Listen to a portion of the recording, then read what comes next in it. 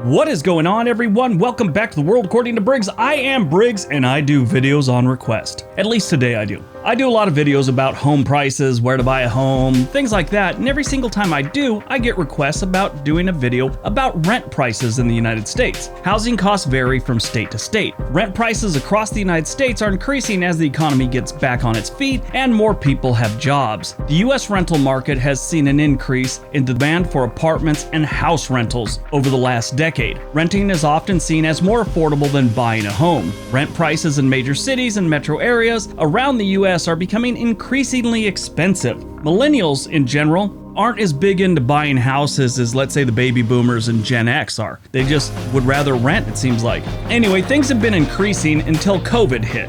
That sort of dropped rental prices a little bit, but now they're starting to increase again as we come out of the pandemic. The average monthly rent for a one-bedroom apartment in 2021 is $1,098. That was the very beginning of 2021, and it should increase as the year goes on. Today's list is from the US Census Community Survey. It detailed the average rent prices in each state. If you're living in a major city in one of these states, it might seem a little bit off.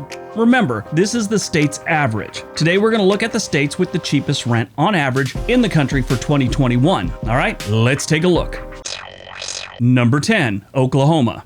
The Sooner State is one of only 20 states in the country that have an average rent for a one bedroom that is under $1,000. Not sure how much longer this will be as Oklahoma and Oklahoma City become more and more popular with Californians fleeing California, which always makes the locals excited. When you get more Californians in, everyone's excited. They bring in more money and new ideas. And we all know how Oklahoma likes new ideas. The average rent for a one-bedroom apartment in Oklahoma is $815 a month. If you get out of the big cities like Tulsa and Oklahoma City, you start seeing rent on average around $674 a month. 35% of the population rents in Oklahoma. Number 9, Montana.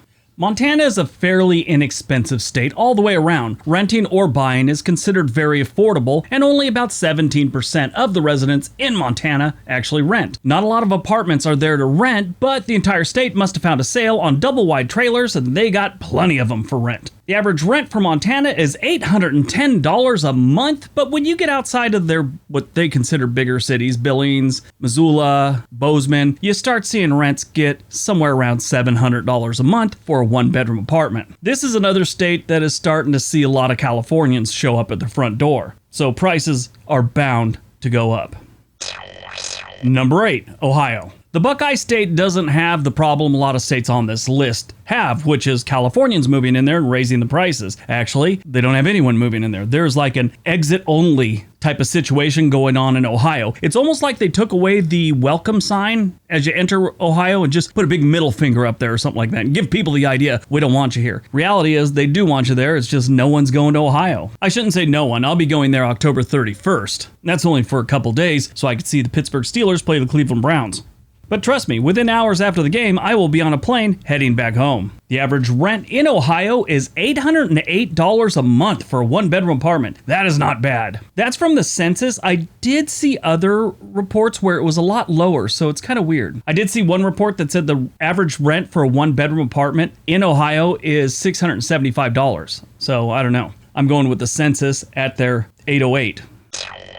Number 7, Alabama. I give the Heart of Dixie a hard time on my channel quite often. And maybe it's unfair, but they got a lot of backwoods places that need some help and they need their politicians to do the right things. Some of their cities are amazing though. Huntsville, Mobile, parts of Birmingham, and Montgomery. They all have nice things. It's just some of their backwoods towns are a little too backwoods for most people's liking. But like most of the states on this list, it's a very affordable place to live, not just in housing. Everything, their cost of living is pretty low. For a one-bedroom apartment in Alabama, you're looking at $792 a month. I looked up Huntsville on apartments.com and you could find nice places for about $850 to $1,000. Somewhere in there, you get a really nice place to live, but their average is $792. Number 6, Iowa. Not a lot of people are moving to the Hawkeye State, even though it's really inexpensive. I've said before, if you want a quiet life, Iowa's great. If you're looking for a nightlife or a lot of things to do, look elsewhere. The hardest part about moving to Iowa is actually telling your family you're moving to Iowa. They all give you that look like you got a really bad haircut, and they just kind of look at you for a second. They don't want to say anything, but you could tell in their eyes, they're all, are you off your medication? If you do decide to move to Iowa, I would suggest bringing a job, like a remote worker or something like that. This is a great place for that. You got low cost of living and low rent prices. If you want a 1-bedroom apartment in Iowa, you're looking at $789 on average. I looked at Des Moines, Iowa, just to kind of get a grasp of what's going on there on apartments.com. They've got a lot of really nice apartment complexes that have sprung up, I'd say, within the last 5 or 6 years. Those can get a little above the average, but not terrible. I mean, I was looking at most of them were right around $850 to $950 a month. And that was in the newer places. Number 5, Mississippi. The Magnolia State is definitely a state you want to have a job lined up or be able to bring a job with you before you actually move here. They don't have many jobs to go around. Now that helps out with a couple different things, low housing prices and a low cost of living. There's so much that goes into Mississippi, that's just part of it. Poverty is one of the other things that goes into Mississippi, and they got a lot of that too. 31.8% of the residents in Mississippi actually rent where they live, which is a very high number when you consider how cheap housing is here, both rent and owning a home. The average rent for a 1-bedroom apartment in Mississippi is $780 a month. Number 4, Kentucky.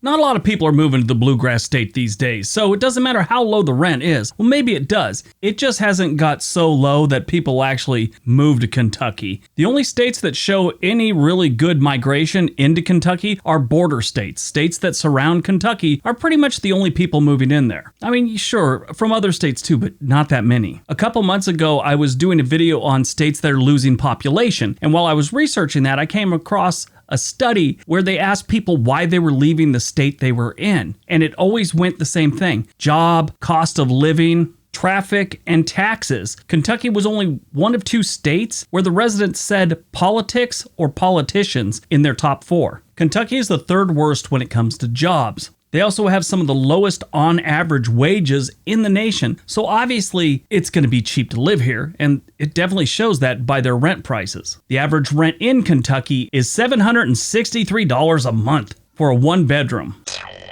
Number 3, South Dakota. This one was the first one that kind of surprised me. South Dakota has become a very popular state in the last 5 or 7 years. A lot of people are moving there.